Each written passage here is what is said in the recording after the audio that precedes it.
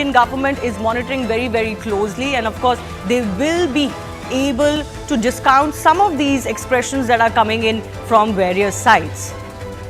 As far as India is concerned, it is not letting off the pressure on Pakistan when it comes to its own policies. Remember, from the Prime Minister to the entire cabinet, they have talked about how they're not going to let down the pressure. Of course, they have also mentioned a lot of the kinetic actions that could follow, at least they're indicating to it. But in the aftermath of the Pahalgam terror attack, dealing another blow where it hurts the most on Pakistan has been India's water policy. India has cut off water flow from the Bagihar Dam on the Chenab River and is also preparing to taper down runoffs from the Kishan Ganga project on the Jhelum. Following through on its decision, as it was announced last week, to not allow even a single drop of water to go to the rogue country from the Indus rivers. India has answered Pakistan's fiery nuke threat with water after all. Not only this, India is also planning to revive as many as 6 river projects that have long faced opposition from Pakistan in the Chenab River, now that the Indus Water Treaty is finally under abeyance. The escalation of the water strike on Pakistan follows a long list of diplomatic actions as well that have been taken already. But this is just the beginning. With the Indus Water Treaty in abeyance, India is no longer required to give 6 months notice to Pakistan before starting any new project. And here's what India is planning to do. Highly placed sources have informed CNN News 18 that the government will now move to resume work on completion of stalled projects in Jammu and Kashmir. New projects will be initiated on Chenab and Jhelum rivers, and the revival of the Vular Lake project is also on the cards. With Bagihar Dam in Ramban already checked off the list, India is now mulling action over Kishan Ganga Dam on the Jhelum River. At the Bagihar Dam, India has already cut off the flow of water.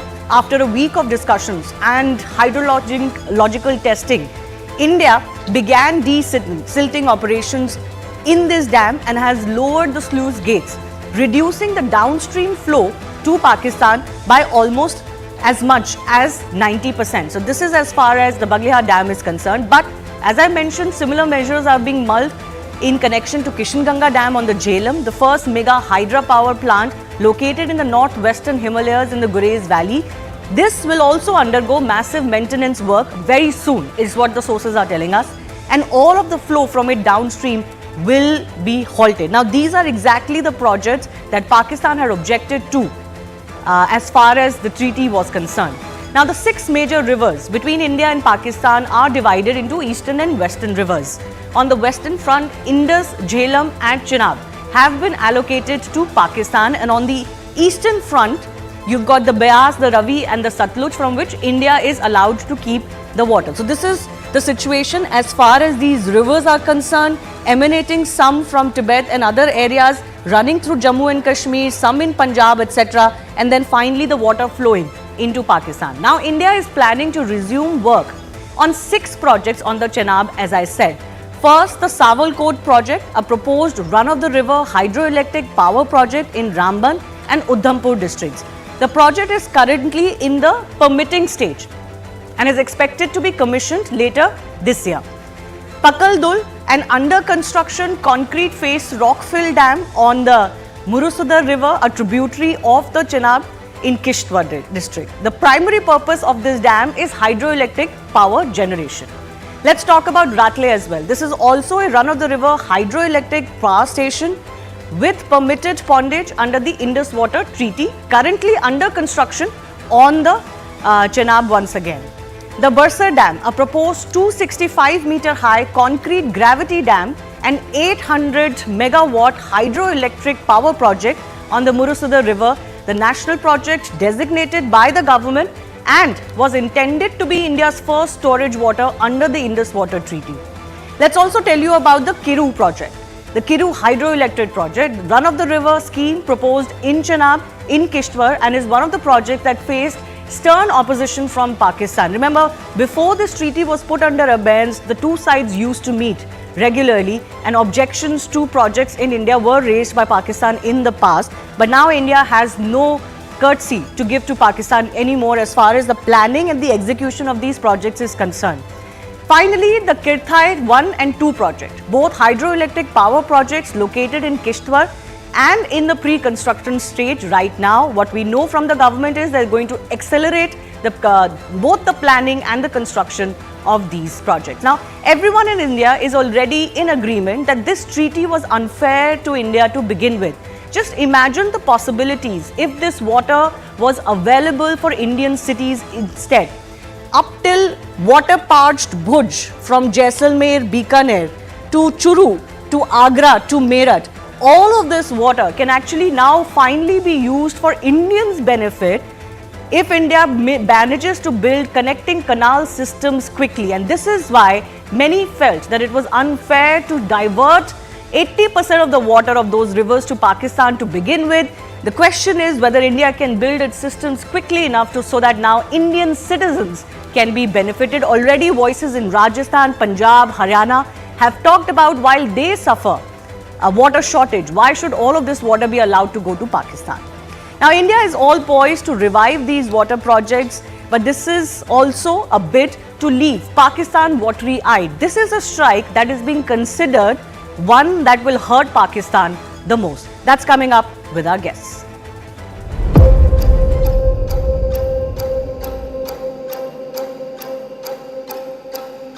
देखिए, पहले water strike, उसके बाद economic strike और उसके बाद diplomatic strike, ये 3 स्ट्राइकें भारत ने की है और वक्त की जरूरत है।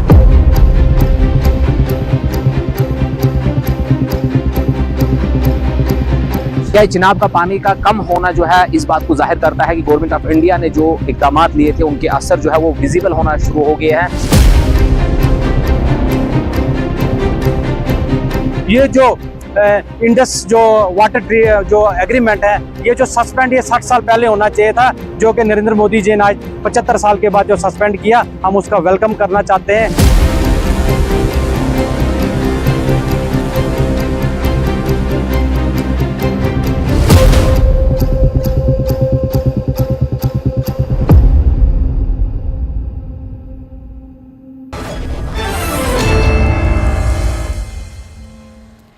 Let's go across to our guest joining us, Lieutenant General Sanjay Kulkarni, former DG Infantry of the Indian Army. Suresh K. Goyal is former diplomat, and Sant Kumar Sharma, author of Indus Water Stories, also joining us. I begin with Suresh Goyal first because, you know, we're going to see some sort of voices rise against what India is planning to do as far as these underwater projects are concerned, the abeyance of the treaty are concerned. How well placed do you think India is to negate any pressure that comes on this front? Because in Pakistan too, some of the most inflammatory statements have come on the Indus Water Treaty and not anything else. You have put me in a very difficult position by starting your statement by saying that there are also dissenting voices from India to the action on the IWT. Not from India, sir. I mean internationally. Please pardon me and let me clarify myself if there was any confusion. No. I want to say something here. Yes. See, I'm not an expert on the Indus water treatment. But as soon as India had abandoned or put the treaty in abeyance, I do not know what that means really, putting it in abeyance. But either way, I would assume that the treaty is not functional anymore. Yes. And therefore, India is free to take a decision on the water sharing or not sharing, either way that it wants. I had also said at that time, the very first day when this decision was taken, that river waters are not like a civilian or a usual water pipeline, that somewhere you will shut the tap and the water will stop. It requires extensive preparation. We need to build barrages, we need to build dams, we need to build structures to be able to use the excess water.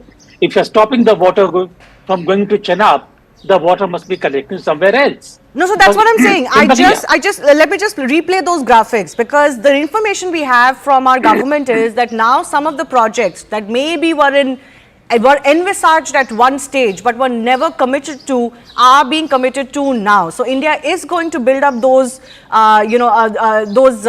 dams, etc. My question is, how much opposition could India likely face if it was to execute all of these programs? Shivani, I saw all the visuals. Now, my point simply is that these kind of infrastructural works take time. And therefore, the idea, my sense is the opposition will not be to India putting in abeyance the Indus Water Treaty. But I think the difficulties we face might arise from not being prepared to use the excess water that we will have, or by having sufficient infrastructural works on the ground to be able to stop the water causing backflows. Now, I was in Laos, let me put it this way, where they were building a 3 gigawatt, 3 billion watt dam on the Mekong River.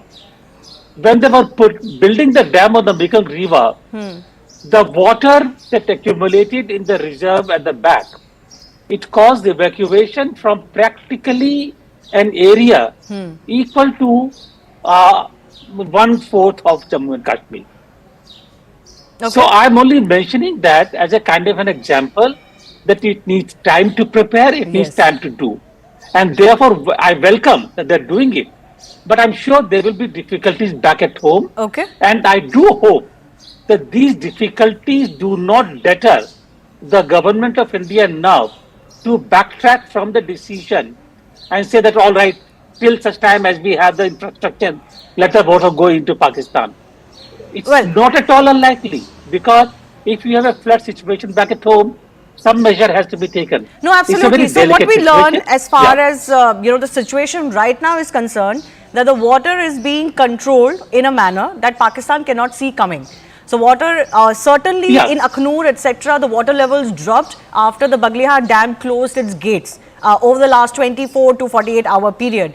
Of course, that water will eventually have to be released, but Pakistan will have no prior notice, can expect no prior notice from India to prepare on such a situation, neither on the projects that are being built. Sant Kumar Sharma is in fact an expert on the Indus Water Treaty. How do you see India's plans that we've accessed to build all of these projects, hydroelectric but also water holding projects? Yes, for us to be, the first thing is we need to start with the hydroelectric projects which have been slowed down or which had created problems. I will take one example, that of Rafale, which was inaugurated by Prime Minister Manmohan Singh on May 29, 2013, and it was to be completed by 2018. So we have already lost 800 megawatt of power per annum for the last 6 years because of Pakistan's objections. That is the type of loss it causes by its objections. So we have to just set it aside, all objections by Pakistan dismissed, and just what we have decided now to keep the treaty in abeyance and do what we have to do. Pakistan is very fond of doing one thing. When it comes to the face of it, or the public face, its public face is a lot of extremism. Just remember, let me take back you to Musharraf era. Musharraf upstaged Nawaz Sharif in 99, and in December 99, 3 months later, there was the Indian Airlines hijacking. And Jaish-e-Mohammed was then born, and Jaish-e-Mohammed continued all around, going berserk. And Musharraf was all smiles and all pleasant person, all liberal when in public, but otherwise all Pakistani generals, all Pakistani politicians, they present a pleasant face that they are liberal, but when it comes to their conduct, they always use extremism as their last strategy. So this has to change. They cannot do one thing, they set fires and then expect that they will not burn. They have to burn in these fires. How much pressure do you think any international agency, including the World Bank that so-called negotiated this treaty, can put on India on India's plans, Mr. Sharma? The point is, what way can they put pressure on us, one, and how can they ensure compliance of what they prescribe? There is no way, there is no mechanism with the World Bank to force us. We are not taking any loans from World Bank that they will stop those loans and coerce us into doing what they want. What World Bank has always failed to do, there is dispute redressal mechanism at 3 levels: Permanent Indus Commission, then neutral expert, and then the court of arbitration.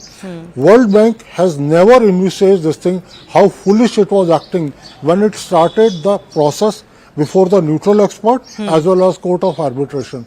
This condition of simultaneous processes is not conceived anywhere, not talked of anywhere in the treaty. Right. Now, what World Bank has itself done, how can it set things right, or how can it say or tell us that you cannot do this? You did something, we only responded to. Okay. And okay. our response has been measured. Our response has not been disproportionate. This is one thing they deserve to, because ultimately, for too long, in 2005, in 2004, all the Pakistani extremist groups, Hafiz Saeed and all these people, they used to go on the public platforms and say, "Humko Kashmir jeetna hai. We need Kashmir because Kashmir, all the headwater, all the heads of the rivers that come to Pakistan and irrigate it come from Kashmir." Kashmir, yes. They always said that we need to take Kashmir. So now we are giving them back to Kashmir. We are giving them Kashmir on a platter by drying the river. And there will be an alternative flood. I tell you, in the future, there will be an alternative. There will be some days when the rivers will go dry, and there will be other days when the rivers will be flooded. So Pakistan will never be able to predict what is going to come and what it is going to be hit by. Right, absolutely. Which is the strategy that India is now employing? Lieutenant General Sanjay Kulkarni, you must have heard some of the voices that have come in, or the threats that have come in from Pakistan, particularly on the abeyance of the Indus Water Treaty. How do you look at those? I think, Shivani, it's very essential that irrespective of what Pakistan says, time has come now to teach Pakistan a lesson. And the best way of teaching them a lesson was to be able to tell them that, look, water and blood can't flow together. Since 1960, irrespective of what they had been doing in 65, 71, Kargil, and subsequently, and all the terrorism that emanates from Pakistan, this is the time to be able to tell them. And I think there can be nothing better. We are just holding the treaty in abeyance. All that we've done is delay, divert, and distribute at a time and point when we want to distribute the water. If they think that they can only be responsible for terrorism, they also must know that what controls them is the water. After all, the Indus Basin gives them 24% of their GDP. It gives them 40% of their agriculture, the labor that goes over there. About 70% of the agriculture output is from there. If that be so, if that's so much important for them, the least they must understand that they cannot be remaining the hub of terrorism and continue to export terror to India. I don't think we shouldn't just bother one bit for whatever it is. Obviously, we can't store water, but we can control the distribution of water. We can divert water. We can distribute the way we want it. And that's what it is. They will get their water. But at what time, when, how, they wouldn't know it. And that is enough to put pressure on Pakistan. And that is where it pinches them. That is where it will hurt them. I think all means, whether political, whether it is economic, diplomatic, the Indus Water Treaty, all non-kinetics must be employed. War is a last resort. You know, the supreme art of war is to subdue the enemy without a fight. And therefore, Pakistan will be brought on its knees even without firing a bullet. It's already, we haven't done anything as yet. And you still find the kind of voices coming out of Pakistan, rattled, absolutely confused. They don't know. They talk in all kinds of languages, new missiles, we will do this, we will ensure the blood will flow if the water stops. Nothing of that they can do. This is the time to be able to tell Pakistan enough is enough. If not now, it's never. Because otherwise, you will find unnecessarily over the years, appeasement doesn't help.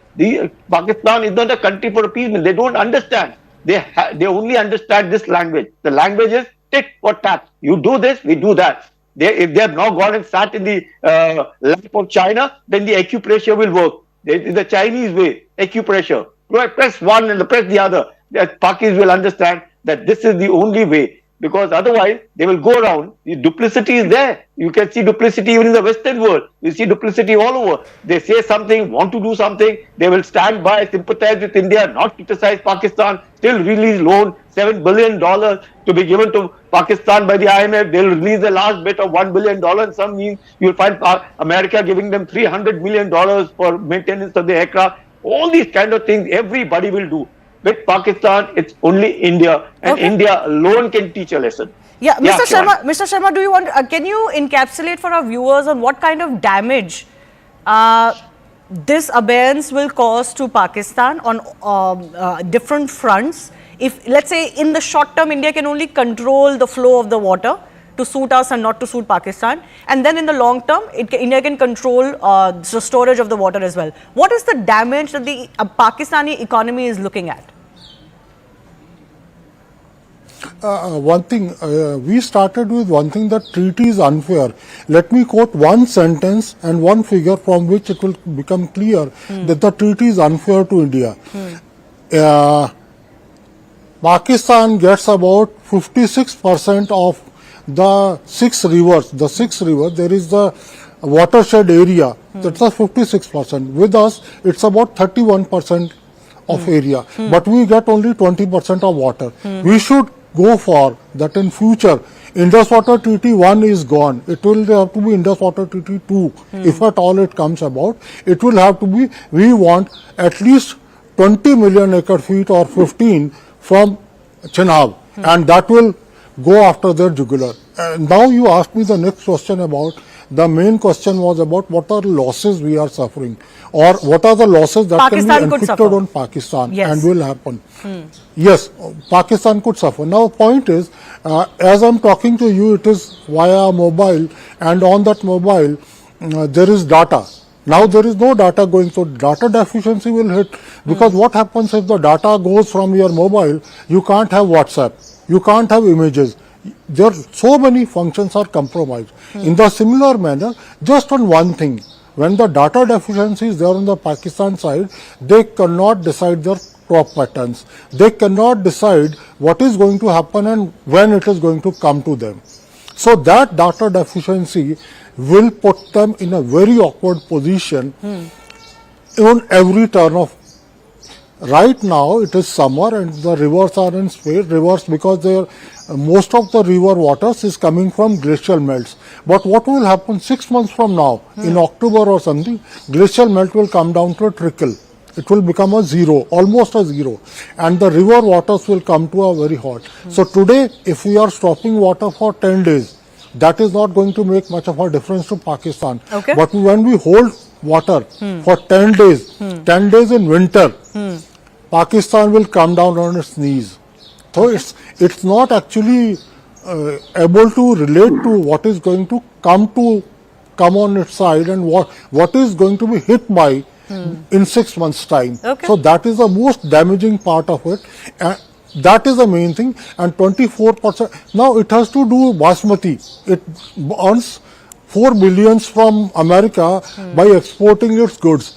How will it decide what crop we will have? If we interrupt 2 crop cycles, it will not be able to export anything, because it will be food insecure. It will be insecure in terms of that we export something and then we import back. How do we feed our own people? So these psychological games, psychological things that are going to happen to them are giving them sleepless nights. And as far Shehbaz Sharif is concerned, Nawaz Sharif is concerned, General Asim Munir has put him in a daycare center. This guy is an imbecile basically, because the way he flails his arms and he talks, Shehbaz Sharif has lost all brains, and it is basically a country owned by Asim Munir. Absolutely. Well, I don't think anybody could have put it better than that. I do thank Mr. Sharma for joining us. Our other guests will continue with us, because we are shifting our focus also on just how global powers are now reacting more and more. As more and more time passes, there will be, of course, more and more responses that keep coming in. But even as tensions persist between the two countries, Pakistan is running pillar to post seeking refuge. And some of its global allies have come to its aid. Some others have been forced to pick sides. While frequents like Iran, Turkey and China have come to Pakistan's support, Russia has now thrown its weight behind India. In fact, a little while ago, Russian President Putin called Prime Minister Narendra Modi and emphasized support in India's uncompromising fight against terror. US, UK, France, Japan, Italy have also come forward in India's support. But we do know from history that these countries also have a tendency to expect India to de-escalate. India has got a shot in the arm now from Russia, but will that mean that there will be no pressure on India that is built or felt? So that's the question. Will India be pressurized? First up, the Russian president's call is important because it has changed the tone of the Russian message from a day ago. Russia's foreign minister Sergei Lavrov had said that disagreements must be settled on a bilateral basis by political and diplomatic means. But Russian president's message has been more categorical that the perpetrators of the heinous attack and their supporters must be brought to justice. Please note that he's talking about supporters also to be brought to justice. While many allies have extended support to India, the question is, will they continue to back India if it decides to take an aggressive military approach? US has asked Pakistan to act against terrorists on its soil. UK has extended support to India in its fight against terror. Israel, France and Japan have also extended support to India over the dastardly attack and the subsequent fight against terror. Italy too has expressed solidarity with India. But as time passes, could some of this fervor relent? On Team Pakistan is all-weather friend China, who has not only vowed to support Pakistan but has also delivered PL-15 missiles. Iran has sent its foreign minister to Pakistan. Turkey has deployed naval ships at Pakistan's port and of course has made the noises in support of Pakistan as well. And Malaysia has called for an independent and transparent probe. Azerbaijan has appealed to India to not act against Pakistan, which in some ways can be read as a threat as well. So the allies have picked sides. Will India be pressurized by all of these voices? On India's side, from Prime Minister Modi to External Affairs Minister Jaishankar, India's leadership has made its intent amply clear.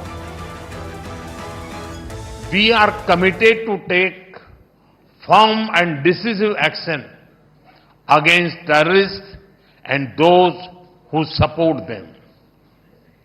We thank Angola for their support in our fight against cross-border terrorism. आप सभी हमारे प्रधानमंत्री श्री नरेंद्र मोदी जी को अच्छी तरह जानते हैं, उनकी कार्यशैली से भी अच्छी तरह परिचित हैं, उनकी दृढ़ता से भी अच्छी तरह परिचित। मैं आपको आश्वस्त करना चाहता हूं कि प्रधानमंत्री मोदी जी के नेतृत्व में जैसा आप चाहते हैं वैसा हो कर रहे हैं। We look for partners. We don't look for preachers. Particularly preachers who don't practice at home what they preach abroad. And I think some of Europe is still struggling with that problem.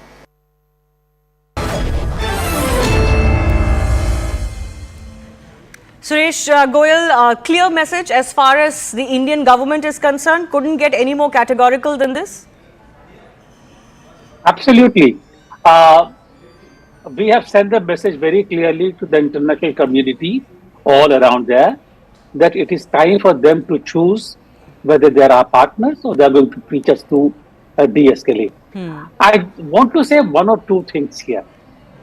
And I'm not really concerned about what each country says or does not say really, because eventually it is going to be our war. It is going to be our response. Yes. And I'm saying something very carefully here. What is our objective? What is our strategic objective in action against Pakistan after Pahalgam?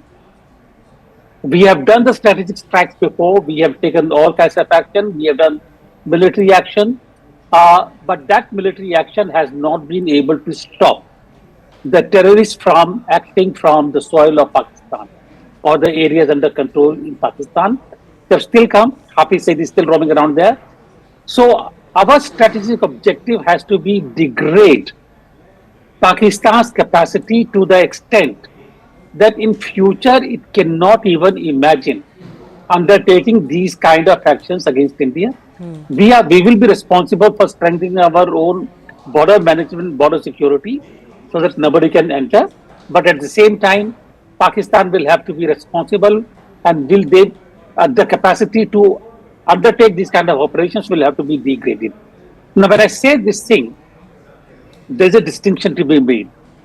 We need to think from the angle of the right response and not just retaliation.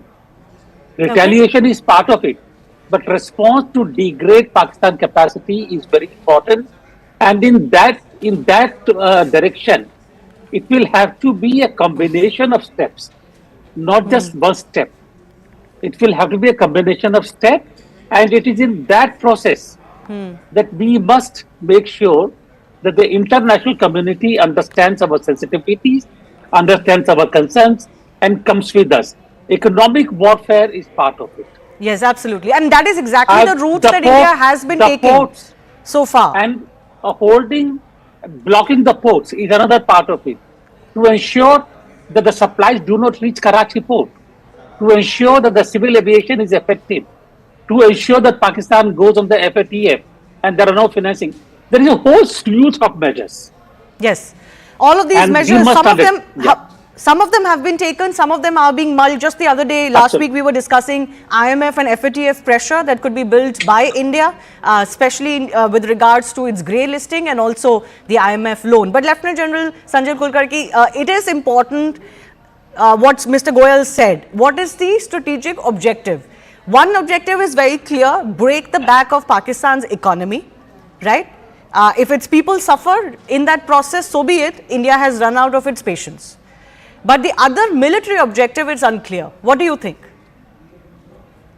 Shivani, what happened? There are multiple options, and war is the last option. As regards the ceasefire violations are concerned, they're continuing from Pakistan and retaliation by India. As long as it is a small arms fire, okay, we retaliate with small arms. As soon as they escalate to going to mortar and artillery fire, they'll get it back. So the war has already started. Now various options are being used and the various means are being used, like what Ambassador Goyal said, degrade Pakistan, bring them on its knees and make them realize, because Pakistan is economically shattered. What did the earlier chief say, Bajwa, before he left, that they didn't have enough diesel even for their tanks. Right now, what did Nizam Sethi said? The same thing. They can't last for more than 4 days after they'll be on their knees. So all these preparations that Pakistan is doing to prevent their perception that India is going to probably attack in the next 24 hours, 36 hours that have passed. I think the last 48 hours we are hearing the same thing, that India is going to attack in 24 and 36 hours. So they're exercising, they're doing all. So you find that the venom out of these snakes is already going to finish. No, so but sir, what is with India's nothing by the military time. objective? What could be India's military objective is still unclear. I know the government is not going to announce it quite openly, but what do you think could be India's? We have to have an end, right? Like Israel's military objective against Hamas has been very clear, that the entire Hamas leadership has to be exterminated, right? What is India's top point? See, the source of terror has to be destroyed. And what is that source of terror? Pakistan's army. That's very clear, that Pakistan's army is the source of terror. They are the hub of terrorism. So how do we do that? How do we achieve that objective without a full-scale war? See, in this particular thing, these objectives can't be spelled out that we are going to hear on and on. Phase 1 we will do this and in phase 2 we will do. No, all of it. It's a concerted action which would involve military actions, economic actions, diplomatic actions. The aim is to degrade, and that degradation of the Pakistan resources. And what is the one that helps Pakistan use terror? The Pakistan army. So what is the objective? India's objective would be to degrade the Pakistan's armed forces, and that is the ultimate thing. Ultimate. Again and again, I said the supreme art of war is to subdue the enemy without a fight. If they have no diesel for their tanks, if they have no means of communication, if their people from their army have already started deserting, we don't really need to go on buying them, because they're already finished. They're on their knees already. We have done nothing as yet, and still you find the kind of voices that are emanating from Pakistan, of a totally shaken up nation, a nation which is almost at lost 50% of the war. That's why it's going on telling all the countries in the world, prevent India from completely disseminating her. Otherwise, Pakistan itself will get broken up into pieces like Khyber Pakhtunkhwa, Balochistan, Sindh and Punjab. That's the way we look at it now. All right, absolutely. Thanks a lot, our guests, for joining us. We'll of course look forward to what other actions the government is planning in days to come. Sticking with the Pahalgam story, but the political aftermath of it, Congress leaders have expressed a range of views. While Congress party officially supports the government's actions against any perpetrators, some individual leaders have made controversial remarks. For instance, Karnataka Chief Minister Siddaramaiah questioned the necessity of war and criticized the government's security measures before turning back on his statement. Congress MLA Vijay Wadatiwar raised doubts about the victims' claims regarding the attack. Its social media team last week posted a headless pic of Prime Minister Narendra Modi, defended it all day only to delete it in the night. In response, the Congress party has distanced itself, emphasizing that the official stance is represented by party president Mallikarjun Kharge and leader of opposition Rahul Gandhi. But for some reason, the statements are not stopping. What could be that reason? Congress leaders don't listen to their own party heads? Or are they habitual and compulsive about making such statements? Take a look at some examples. Now, the CWC resolution says that the party stands fully with government and action that it would take. But UP Congress chief was seen mocking India's Rafale jets. CWC says not the time for politics, but former Punjab's chief minister Channi says where's the proof of the 2016 surgical strikes? Some Congress leaders were even insensitive enough to question the victims and their families' testimonies that terrorists specially targeted Hindus in this attack. First ask for surgical strikes proof and then say I was misunderstood. Does this work? Listen. हमारे देश में आकर कोई बम गिरे पता नहीं चलेगा। कहते जी पाकिस्तान में हमने सर्जिकल स्ट्राइक किए थे, कोई कुछ नहीं हुआ, कहीं नहीं दिखे सर्जिकल स्ट्राइक, किसी को नहीं पता चला। अरे मैं तो हमेशा मांगता रहा हूं भैया, लेकिन आज देश के लोगों की जरूरत है उनके जख्मों पे मल्लम लगाने की। हम डिमांड करते हैं कि भैया कुछ करो, बताओ देश को कौन है आदमी और उनको सजा दो। कांग्रेस पार्टी का स्टैंड बिल्कुल स्पष्ट है। कांग्रेस पार्टी सरकार के साथ है और मैंने आज प्रेस कॉन्फ्रेंस में भी किया कि कांग्रेस पार्टी सरकार के साथ चट्टान जैसे खड़ी है। सरकार उनका बंदे भेजें, उनके बंदे वापस बुलाएं, सरकार उनका पानी बंद करे, सरकार उनकी हवा बंद करे। हम हर तरीके से कड़े एक्शन में भी हर तरीके से कांग्रेस पार्टी सरकार के साथ है। और मेन इशू ये है कि जो मारे गए हैं उनको इंसाफ मिलना चाहिए। Now comes the nimbu mirchi barb on India's defense strength. So is Congress's foul ultimately turning out to be Pakistan's gain? That's with our guests coming up.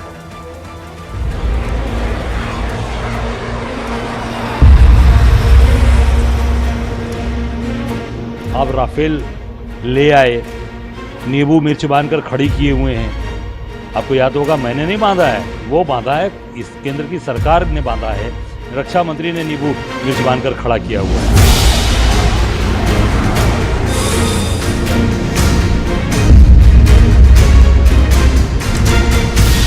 ये देख सकते हैं कि ये तब का नींबू मिर्च वाला मामला है। ये रक्षा मंत्री जी ने लटकाया, मैंने नहीं लटकाया।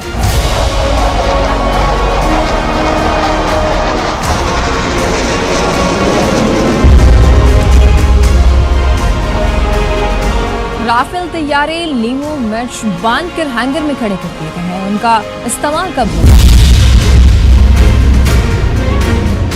जहां उस राफेल की गर्जना से पाकिस्तान थर्राया हुआ और डरा हुआ महसूस करता है, वहीं ये लोग उसका मजाक उड़ाने का प्रयास करके सेना का मनोबल गिराने का प्रयास करते हैं।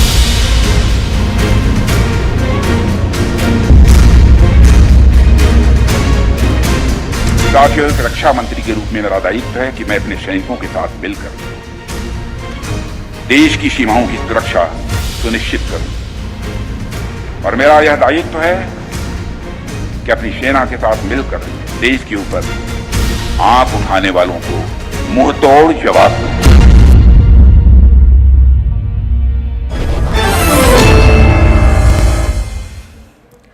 Siddharth Yadav of the BJP and Pooja Tripathi, spokesperson of the Congress party, joining us. Pooja, what's going on in the Congress party? Either the leaders are unwilling to listen or they just cannot stop themselves. I think the Congress stand, the highest governing body of Congress, CWC, has passed a resolution.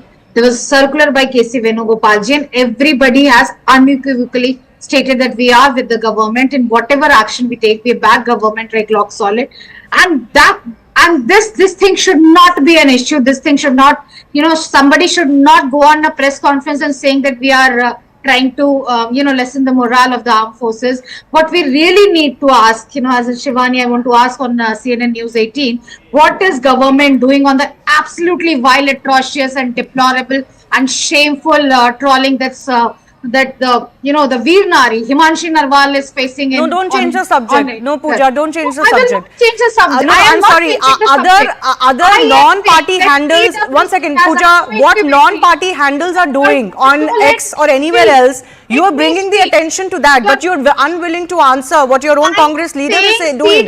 One second. No, one second. Let me rephrase my question.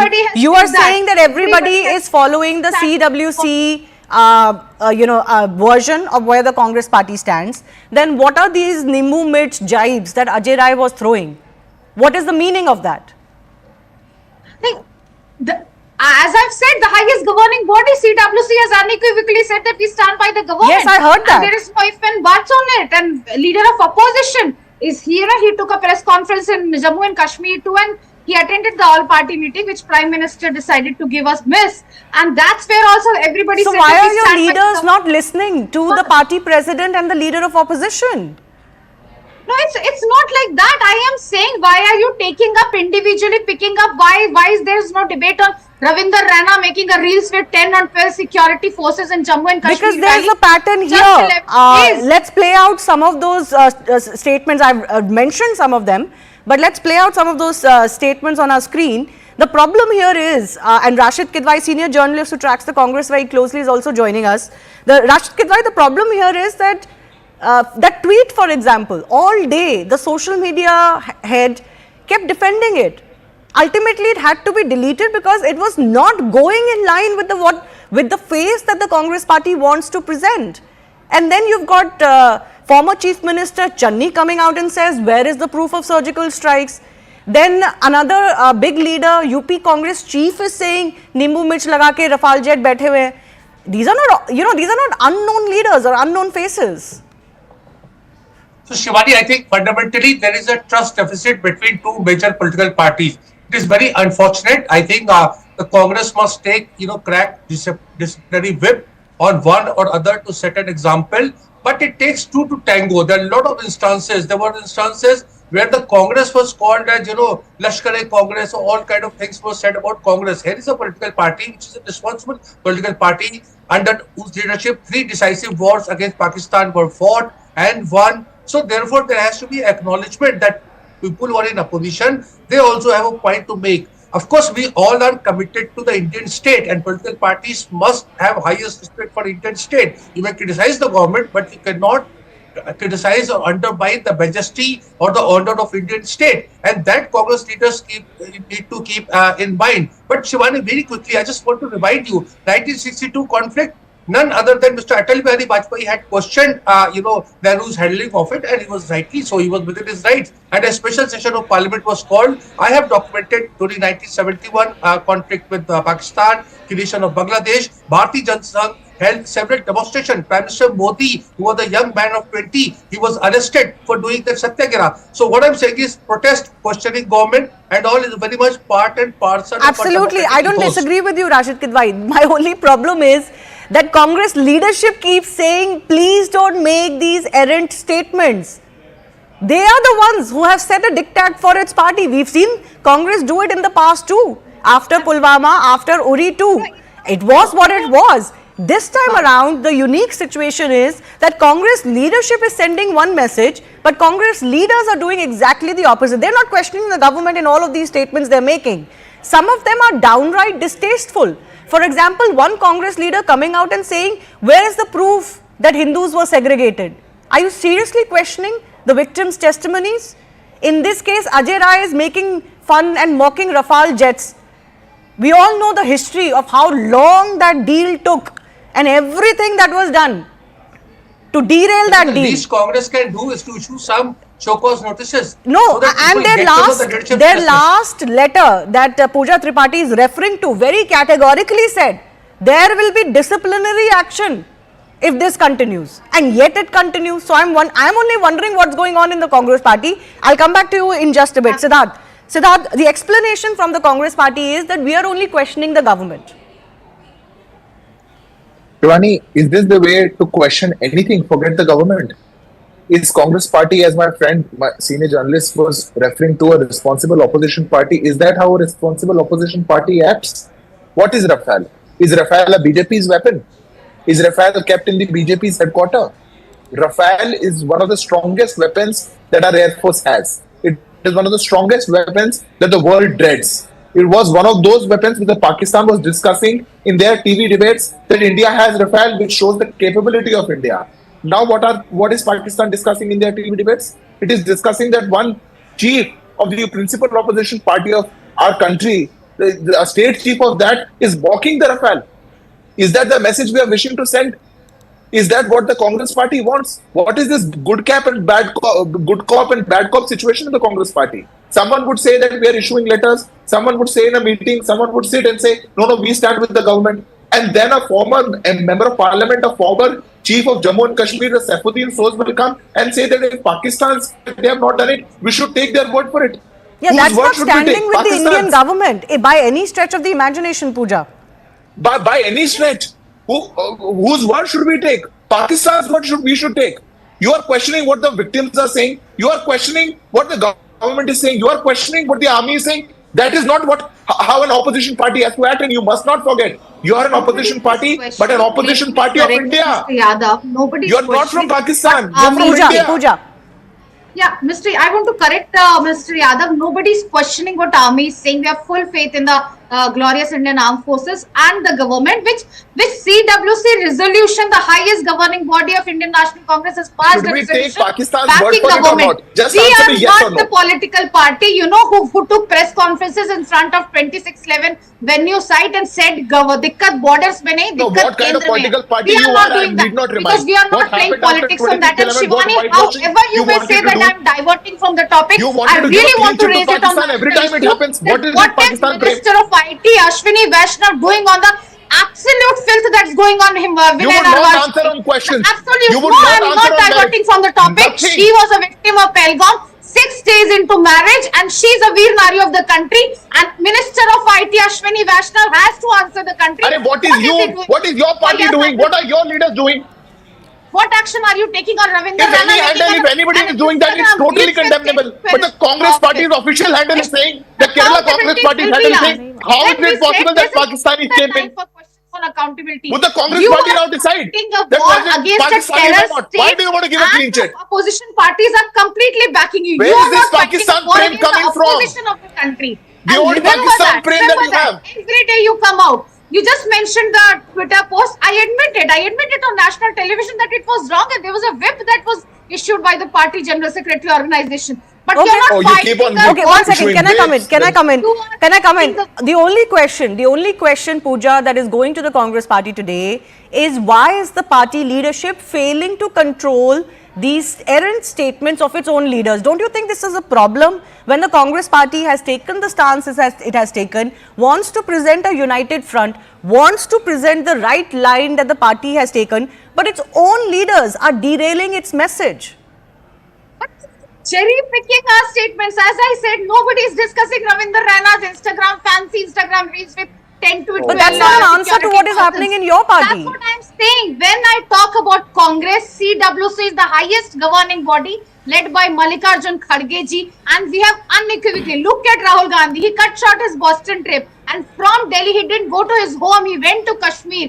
Then why are the leaders doing what they're doing? All credits to all the right steps. I have only a minute. 1 second, Rashid Kidwai, I want to throw that question to you as an observer. What's going wrong in the Congress party? Why is it unable to crack the whip on its own leaders?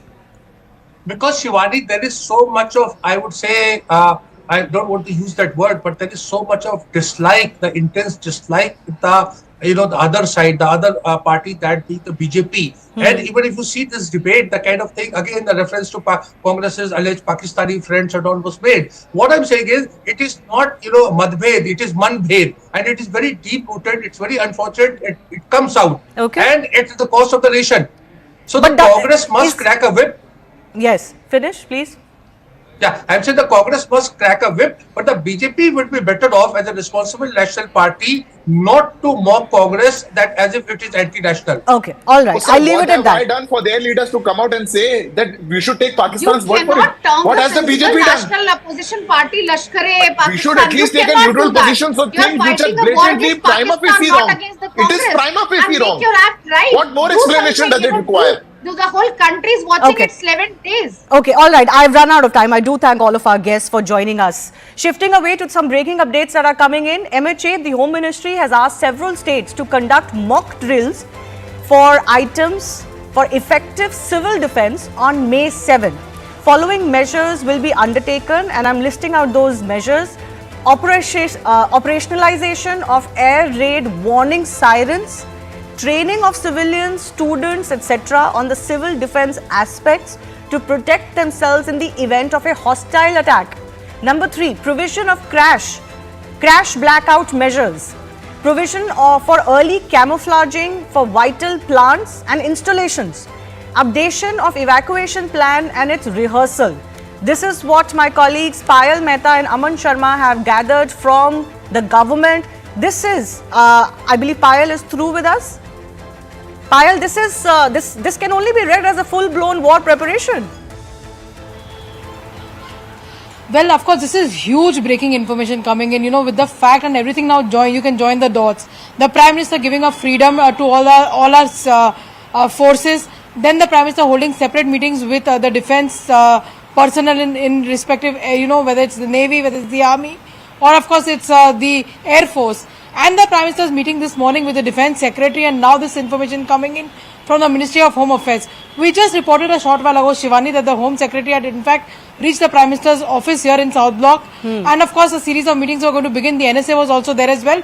This is big information coming to the fore. India preparing itself, essentially not giving out the details and saying that various states need to take this measure, going that because we know very well should we do anything against Pakistan.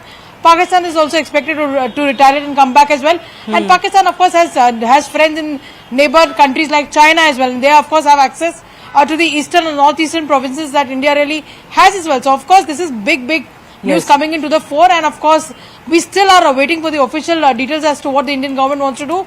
But the indications are extremely clear and the writing seems to be on the wall. And if anybody is extremely nervous right now, it should be Pakistan. Yes, Aman Sharma is also joining us. Aman, I think, we quote the demographics in India very often and how young the country is. It is very likely that majority of the population has never really seen any war. The last full-scale war was 1971. After that in Kargil was a localized conflict in Kashmir. This is going to be new for most of its citizens, all of these trainings, etc. Well, absolutely, Shivani. The kind of measures which have been spelled out by the MHA to several states, this is clearly preparing for any eventuality. These are clearly war-related measures, operationalization of air raid warning sirens. These sirens go off when there are enemy air raids in our big urban centers or in our, bordering areas. But this has been given to several states. So, the government wants to prepare for any eventuality, training of our civilians, our students on how to protect themselves in the event of an hostile attack, how to provide for blackout measures.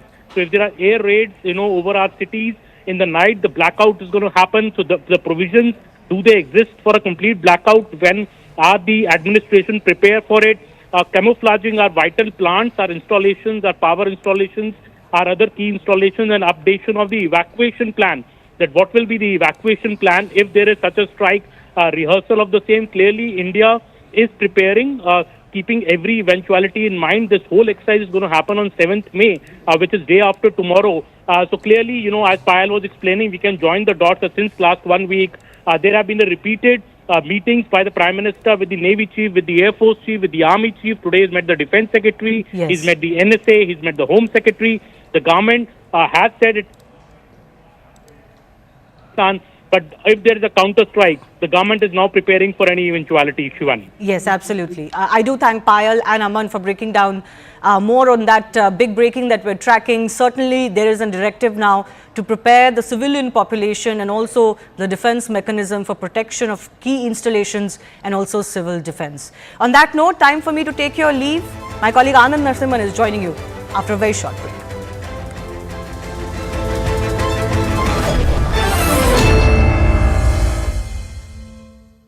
Co-powered by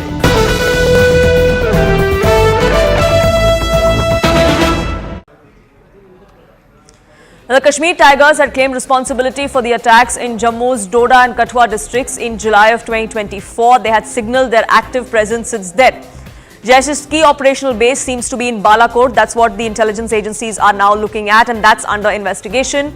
Pakistan's Balakot is a key operational base for JEM's activities. Specifically, the Jamia Aisha Siddiqui Islamia Madrasa. That's where all of these activities emanate from, is what agencies believe.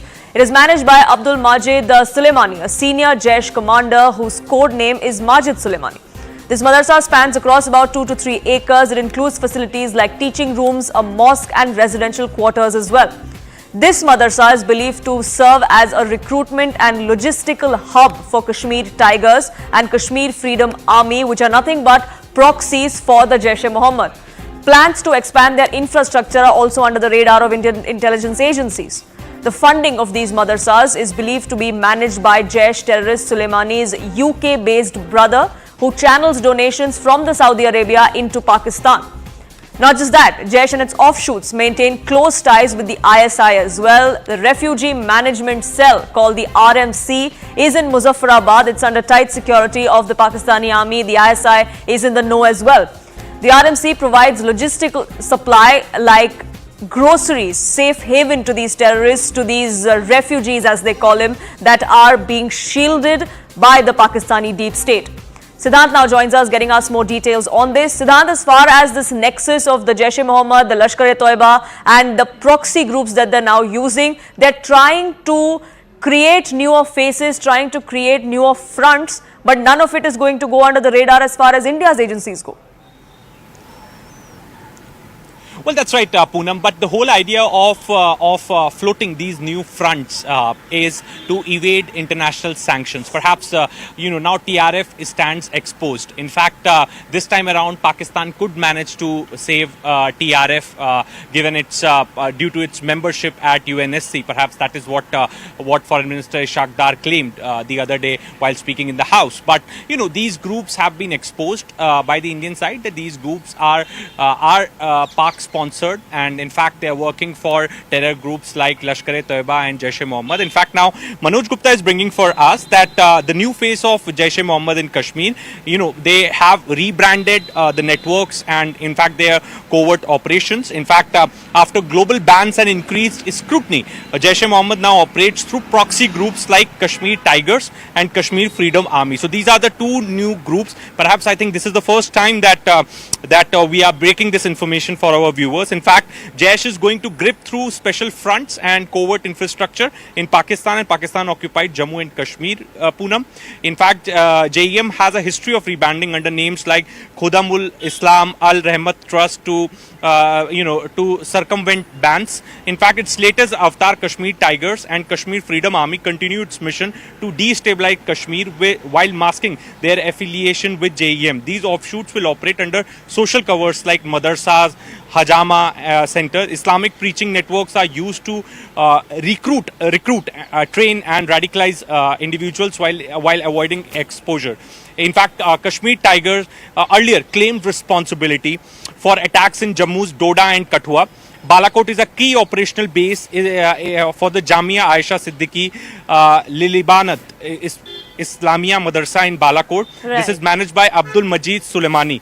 This madrasa spans 18 to 19 canal and includes facilities like teaching room, mosque and residential quarters. So what Manoj Gupta's story is telling us, Poonam, that given international sanction and pressure from the international community, Jaish-e-Mohammed is rebranding its network by giving them fresh names, perhaps to evade international sanctions. And these groups are very much linked with madrasas in the Pak-occupied Kashmir. Perhaps they have a proper training center, camps for them to be trained. So each time around with each passing year, these groups, whether it's Lashkar-e-Taiba or Jaish-e-Mohammed, both these groups believe in rebranding and coming up with the proxy groups and frontal groups to carry out terror attacks in India. Absolutely. To put this in perspective for our viewers and get a sense of how exactly they're trying to do this via these proxies, this is how Jaish is trying to get a grip through social media to these fronts to covert infrastructure in Pakistan and Pakistan-occupied Kashmir.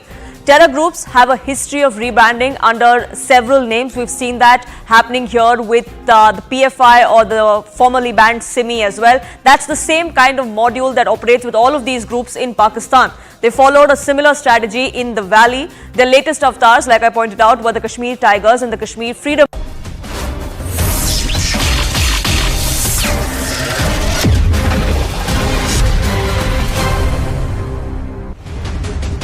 Namaste, Jai Hind, and welcome to this edition of The Right Stand. I'm Anand Narasimhan. So the Home Secretary and the Home Ministry has now decided that there will be civil defense measures that will be practiced across certain key states. Bharat, get ready, brace ourselves.